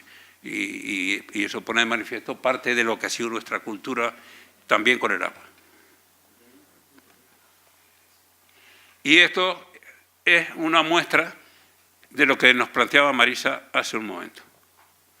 Vean ustedes cómo las sales se van acumulando ahí por estar regando, que ni los tomates, y eso que los tomates son tolerantes a la sal, ni los tomates aguantan ese nivel de sales cuando se evaporan en la zona del Caballón para haber regado con aguas de mala calidad. En épocas que había agua en la isla, pero problemas separados de todo esto. Y esto no es una diapositiva bonita que hoy pone de manifiesto cómo se ha gestionado este territorio. Hubo una época alegre en el sur de Gran Canaria, donde se hizo una producción de tomates. ¿De qué manera? El tomate tolera sales y cuando se acabó esa tolerancia y llegó el turismo, pues nos pasamos a camareros o a lo que sea y miren ustedes parte de esa diapositiva del Faro de Maspalomas y de esa época cuando yo andaba por las islas con una cámara haciendo diapositivas. Y esto es en Tenerife. Empieza a haber ya problemas en varios sitios de Tenerife, en Vilaflor y en muchos sitios donde pensábamos que no iba a haber problemas. Y está habiendo problemas porque hemos sobreexplotado las galerías, pero también hemos mal gestionado parte de esos recursos. Porque para vender la acción más cara había que ver las pipas que se vendían. Hay una mala prensa hacia los que venden las acciones de galería en la Plaza Güell, que ya prácticamente son personas pocas las que quedan, pero ha habido una política de pícaros muchas veces con relación al tema del agua. Eso es estar separado del agua, que aquí lo llaman aguas mangantes y los aguas mangantes a mí me llaman polimangantes. Esta es la presa de las Peñitas, que se hizo en las épocas aquellas alegres de la época del caudillo, que no se hizo para que retuviera agua, ni nadie se preocupó de qué se hacía en torno a eso. Casi todas esas presas terminaron todas aterradas, abandonadas. Cuando nombraron Fuerteventura isla adoptiva, pues hicieron unas obras sin ningún planteamiento de mantenimiento ni de campesinos para gestionar el agua. Y esta quiero que la vean con la siguiente. Esa es La Gomera cuando éramos pobres. La Gomera Hermigua cuando éramos pobres. Y esta es Hermigua. No, perdón. Y esta, perdón. Y esta es Hermigua cuando somos ricos. Y Casimiro dice que estamos bien. Entonces, y alguien dice que ese es el futuro. Yo creo que hay que no nos sobra nada. No me meto con Casimiro, fue alumno mío y le di una matrícula de honor, yo creo que se la ganó en ese año. Entonces, pero, hombre, es que hay que pensar en que tenemos que ver esto de otra manera. Entonces, eso no puede ser. Ese Machu Picchu de La Gomera tiene distintas lecturas y el mundo rural, el mundo campesino, pues también. Por lo tanto, esa otra diapositiva, perdón. Bueno, está la presa de Encantadora. Esta presa está llena igual en marzo que en septiembre. Pues no hay campesinos. Entonces, hay un problema de agua, pero hay un problema de recursos humanos. Un problema de la relación del hombre con el territorio. De la degradación de la cultura del territorio. No es solo el agua. Eso es un tema muy serio. Y no hay jóvenes aquí en Canarias para hablar del campo. Y eso dice que es su desarrollo. Yo di 2 charlas estos días en Granadilla, en un instituto, y los chicos que me preguntaron por cosas del campo eran holandeses. Y a mí me dejan mal porque hemos tenido que ver con la educación mucha gente. Los holandeses me preguntaron varias cosas del campo. Y ahí viene ese instituto, de Granadilla, chicos de 20, bueno, eran 2 cursos, de no sé cuántas nacionalidades. Entonces, hay una degradación del campo, del mundo rural y de un planteamiento de compromiso con la tierra.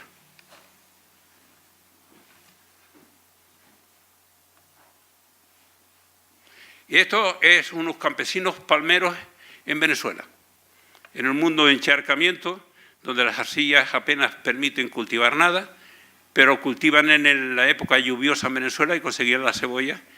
Esos campesinos ya salieron de la Universidad de los Pueblos Rurales de La Palma, que ya esa universidad no existe. La universidad de ahora no produce campesinos.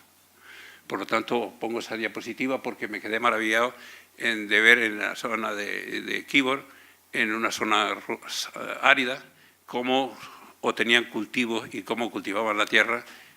Y ahora esa Venezuela ya vemos lo que hay, tiene de campesinos. Y esto es lo que nos dice que es la alternativa. Y esto no es la alternativa, esto es una medicina que hay que tratarla y tenemos que utilizarla.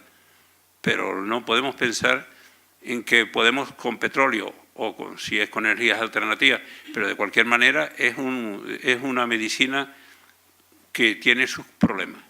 Claro que hay que desalar agua del mar y estamos desalando ya posiblemente cerca de los 300 hectómetros cúbicos, 300 millones de metros cúbicos, y estamos desalando en Canarias próximo a 300 millones de metros cúbicos.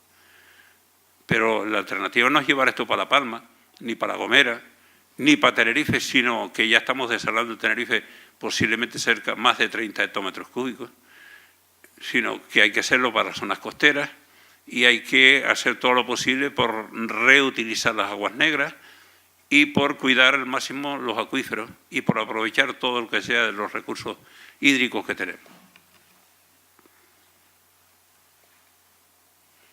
La depuración es una vergüenza en Canarias. No vengo a la económica, no vengo aquí a hablar de... Es una vergüenza, porque teníamos que estar depurando en Canarias un volumen importante de agua. Pensemos que cuando ustedes llegan a Rotterdam, yo cuando fui por Holanda y me preguntaba qué era el agua que bebía, dónde era, hay que ver cómo llega el Rin o cómo llegan los ríos que pasan y entran en Holanda, cómo está la cuenca del Rin, y hay que ver cómo esas aguas las tratan y se lavan los dientes y lavan los biberones de los niños y no, cómo en Holanda se reutiliza y cómo hay una cultura de aprovechar los recursos. Aquí resulta que las aguas negras, esas 300, 200 y pico hectómetros, 300 hectómetros cúbicos, 300 millones de metros cúbicos, estamos reutilizando en Canarias, posiblemente no llegamos a 35 hectómetros cúbicos. No tengo los datos últimos de Gran Canaria. Tenerife estamos reutilizando 12 hectómetros cúbicos. La tubería que va a Las Galletas está prácticamente al 100%. Y ahora se ha planteado de la zona de Gerona también viene una parte de agua para Las Galletas, pero estamos malbaratando una gran parte de recursos de agua que consume la población, que son el 60% del agua de Tenerife, o próximo al 60%, y no la estamos depurando y reutilizando.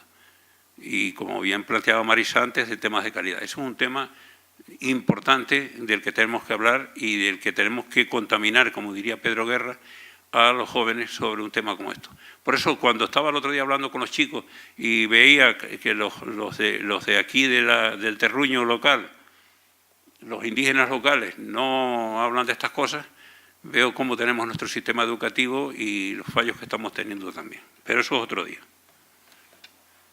Bueno, esto era una zona de Gran Canaria, el Barranco Seco, como se plantaba antes y cómo está la erosión actuando en zonas que se cultivaron allí muy cerca de la depuradora. Esta es la mayor obra hidráulica hecha en Canarias de este tipo, la presa de Soria, en la que cabe casi todo lo que llueve en Gran Canaria en varios años. Se hizo para inaugurarla y lo menos que se pensó es que esa presa tenía que recoger agua. Pero así se han hecho muchas obras hidráulicas en Canarias. Y esto es la mayor salida al mar de aguas sin depurar o mal depuradas. Ellos dicen que la depuran mejor. Hay un debate político si cuando plantea el presidente del Cabildo si la están depurando, pero vean ustedes la salida al mar, vean que la diapositiva está al revés, pero vean cómo el alisio sopla para abajo, para la playa, la salida al mar del mayor volumen de agua sin reutilizar en Gran Canaria, cuando tenía que estar en una isla como esta, reutilizando gran parte de esas aguas, entre otras cosas hasta para regar el césped, ¿no? Y esta es una presa que se llenó muchas veces y se vació en cosa de horas. Esa es una obra que la hicieron para inaugurarla, pero no la hicieron para que retenga agua. Ahora está media impermeabilizada, pero esa agua que ustedes ven ahí se desapareció en unas horas. Fue en los barrancos, la llenaron, o casi la llenaron, y en unas horas desapareció. Esa es la laguna de Barlovento. Bueno, y esto se terminó aquí. Perdón, porque tenía otra diapositiva. No, pues. Bueno, ahora no quiero ser pesado, ahora lo que ustedes quieran, hablamos de lo que quieran del tema del agua.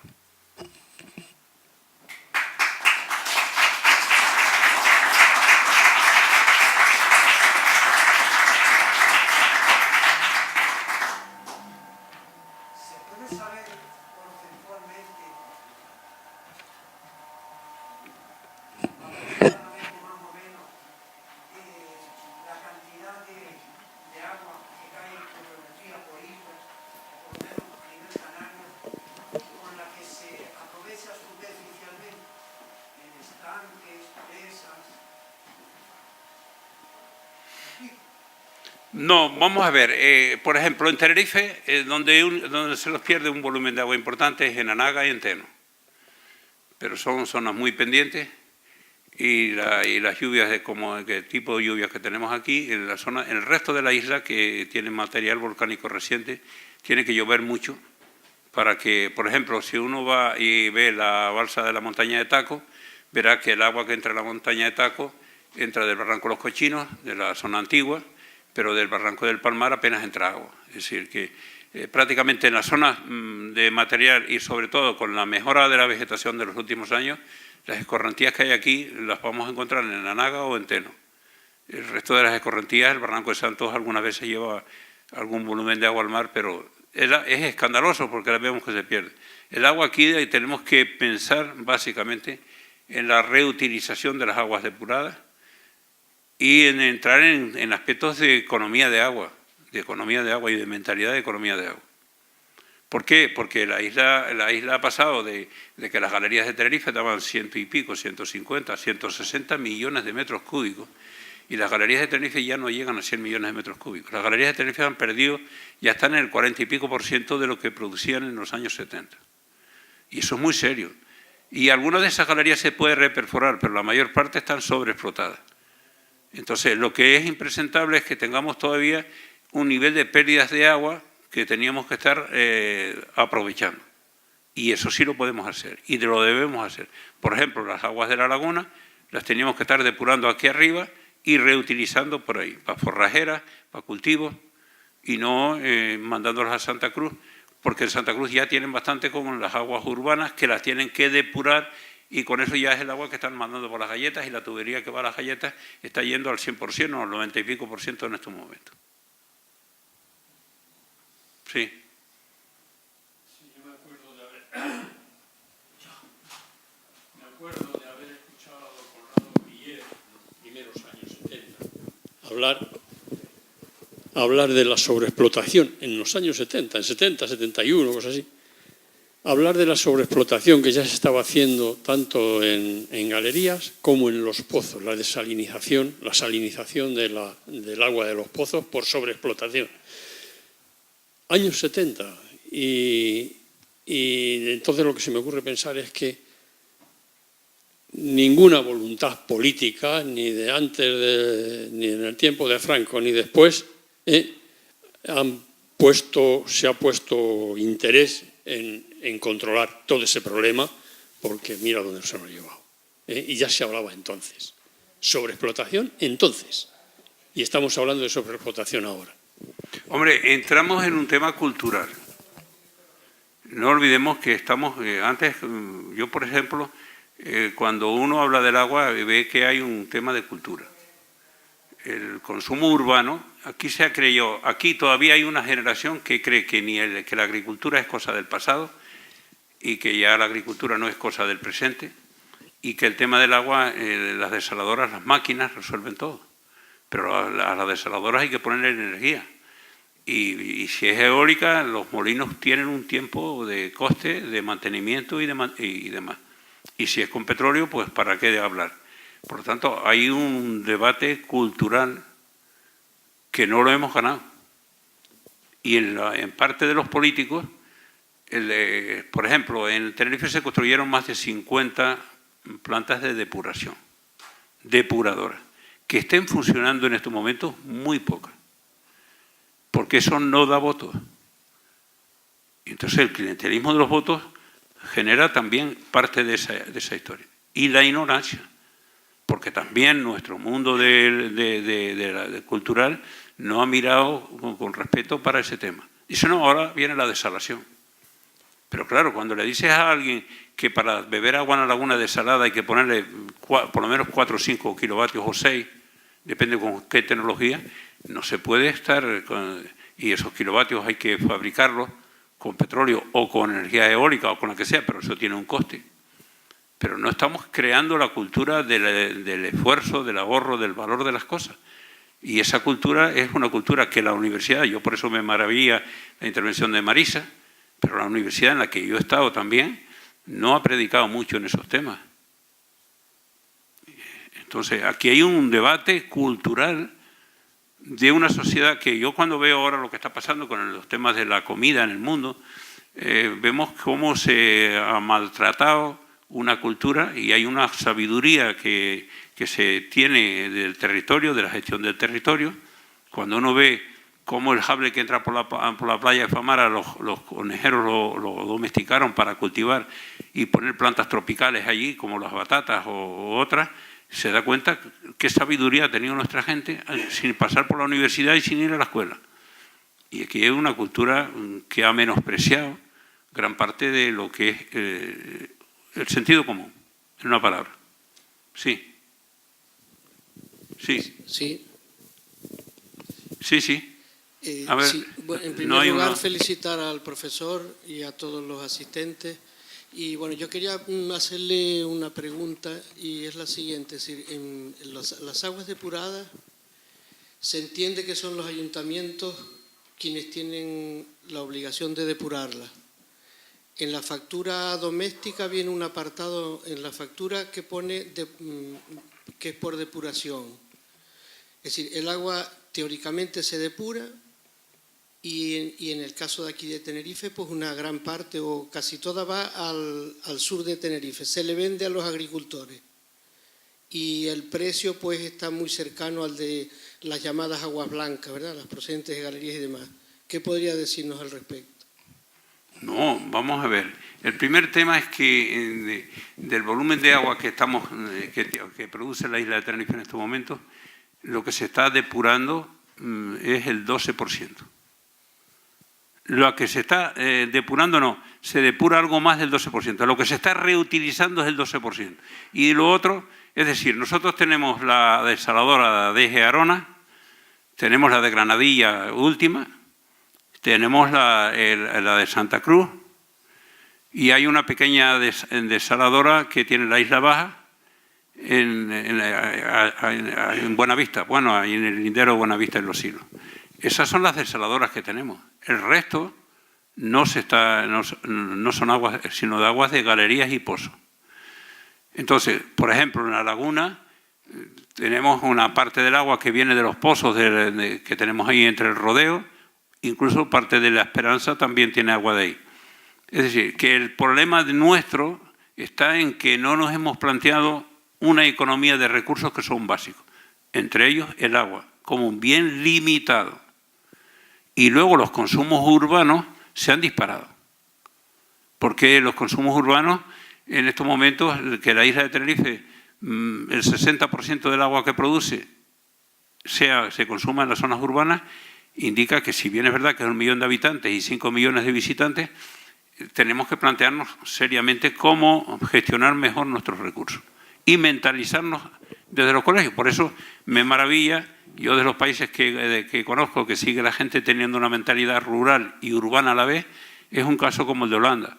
Pero aquí se ha maltratado todo el tema de la cultura rural, en nombre de una supuesta modernidad, de un mundo idílico, porque lo que no puede ser es que ese canal del sur que yo les presenté en el barranco de Tamadaya esté a cielo abierto a estas alturas y que lo vendían por €1 y ninguna administración lo compra.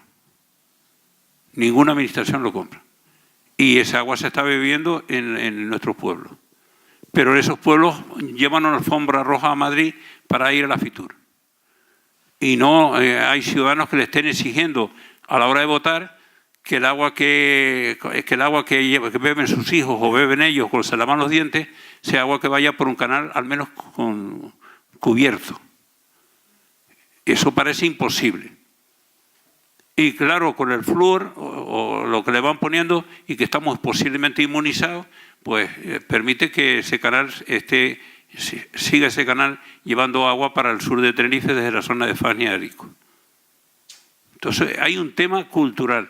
Yo por eso no me canso de que estos debates tenemos que llevarlos a colegios, llevarlos a la calle, pero que tiene que cambiar esto, porque tiene que cambiar una cultura que tenemos, la cultura de que la nevada en el Teide nos salva y eso mirar para el Teide y ya dice ya tenemos agua. Estamos en un mundo lleno de tópicos. Sí.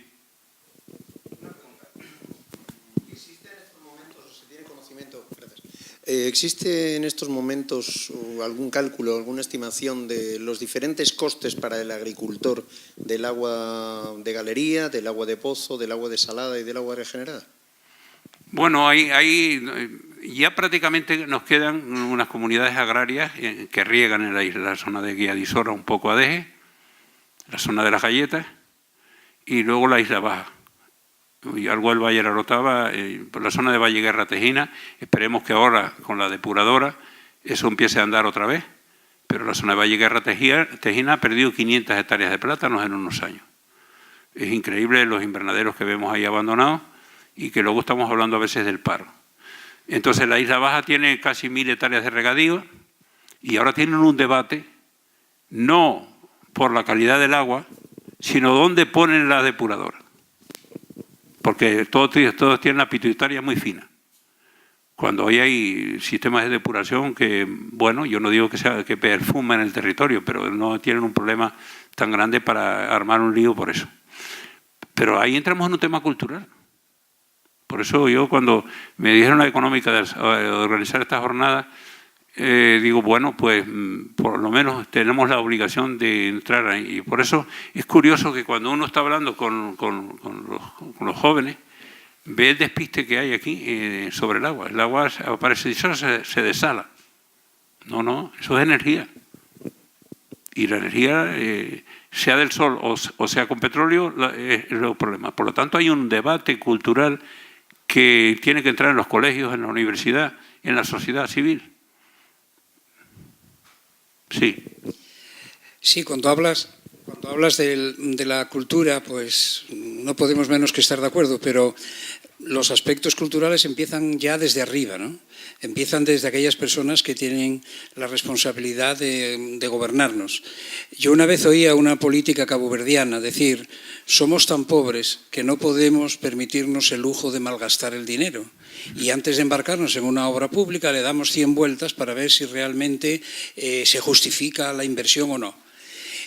Y cuando le oí decir eso, francamente, lo que pensé fue en la presa de los Campitos, ¿no? Yo todavía no entiendo, y no lo entendí, y llevo aquí un montón de años, cómo es que primero se embarcan en hacer una presa que tuvo que costar bastante, porque es una obra impresionante. Después, cómo es que, porque me han dicho que ahora el agua se filtra, cómo es que primero limpiaron la capa externa que parece ser que tenía algunas cualidades que protegían el drenaje. Y ahora que hay otras tecnologías que pueden permitir la protección del suelo para que no se vaya el agua, pues no se emplea. ¿Para qué se hizo esa obra? ¿Cómo? No sé, yo sigo sin entenderlo, francamente. ¿Cómo hubo alguien que en las altas esferas decidió que se iba a hacer esa presa para nada, gastando dinero que se necesitaba para otras cosas. Este tipo de cultura, yo creo, porque se podían poner más ejemplos, ¿no?, que es característica de una época que ojalá pase pronto, si es que no ha pasado ya, y que nuestras autoridades tienen que saber que cada euro cuenta y que hay que ahorrarlo al máximo y emplearlo bien. En fin, es una consideración que hago y que te dejo ahí. No, bueno, el tema de la presa de los Campitos, como la presa del río Narico y otra serie de obras que se hicieron por ahí, se hicieron para inaugurarla. Y eso, en esta sociedad se han hecho obras públicas para inaugurar, desgraciadamente. Lo grave de todo esto es que han pasado todos los años, somos conscientes, mucha gente, sobre todo el mundo universitario, de los problemas del agua aquí, y no entramos en el debate del agua. Es decir, ¿por qué está el agua mejor en La Palma o el acuífero de La Palma mejor que el de Tenerife? Porque la burguesía palmera o emigró o la llevaron para el cementerio, o porque prácticamente no, porque ahí había un planteamiento teórico de que vamos a cuidar el acuífero. Eso no. ¿Cuánto me das por la acción y dónde gano un dinero con la acción? Es un planteamiento mercantil a corto plazo. Que ahora lo están gestionando mejor y te encuentras ya gente con... Pero la universidad, el mundo universitario del que salió un montón de palmeros, ¿estuvieron allí para cuidar las galerías? No. Desgraciadamente no. Había un debate ecologista, ecoambientalista para hablar de estas cosas. No. Es decir, que han parado los ambientalistas este tipo de obras.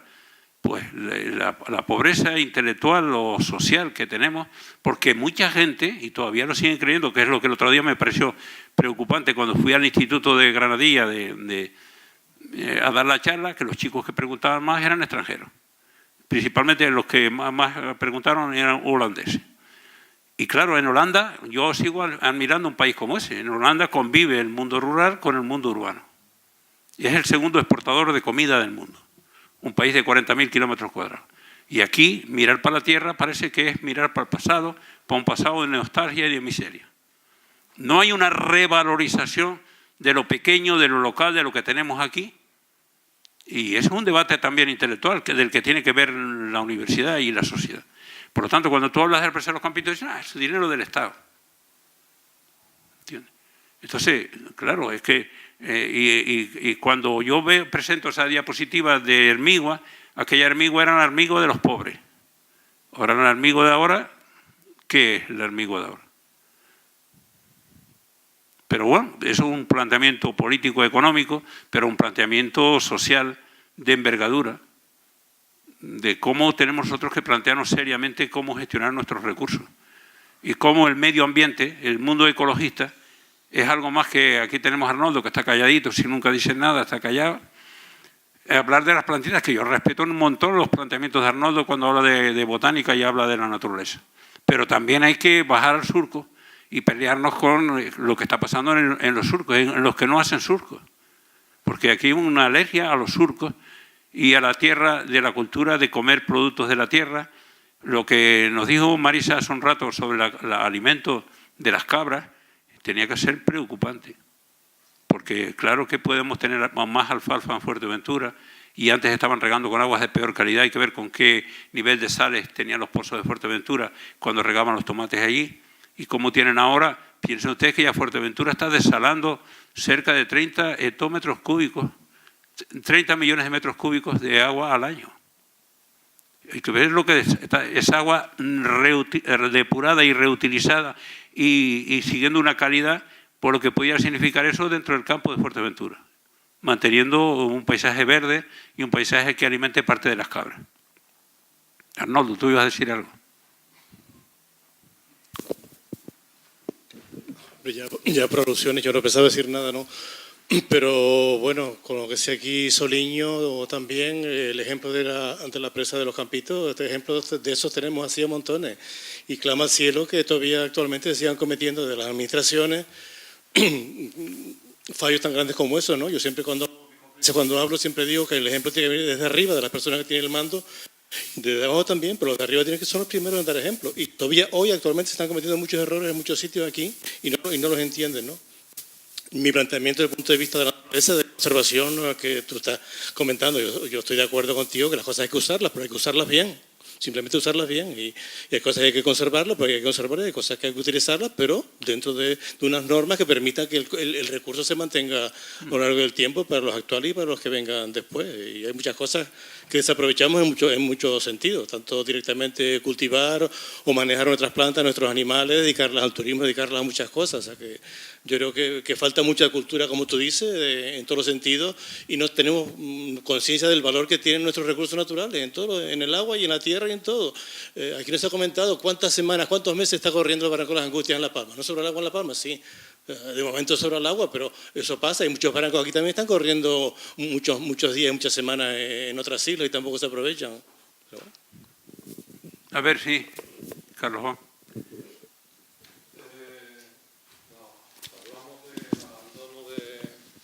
De la agricultura, pero también los marcos institucionales en los que nos movemos permiten situaciones, como tú sabes, como el caso de la cooperativa de San Juan de la Rambla, con papas llena de papas hasta los topes, y meten 4 barcos en el muelle regalando las papas.